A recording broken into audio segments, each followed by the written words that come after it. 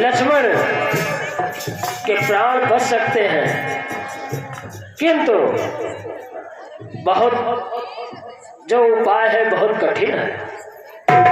कोई कठिन नहीं है, आप उपाय बताइए वैद्यराज। भैया बहुत कठिन उपाय है, आप बताइए तो। अब कोई कठिन प्रतिक्रिया झेल सकते हैं अपने भाई के लिए। तो ऐसी बात है तो रात ही रात अगर आप संजीवनी बूटी मंगा सकें तब लक्ष्मण के प्राण बच सकते हैं। लेकिन ये वैद्यराज संजीवनी बूटी मिलेगी कहाँ? ये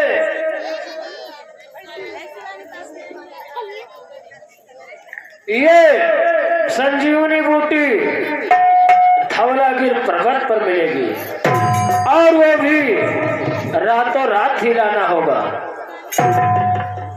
इतनी जल्दी कौन ला पाएगा?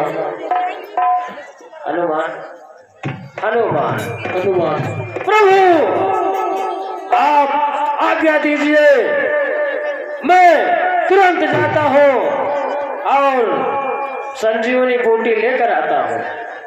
हनुमान जय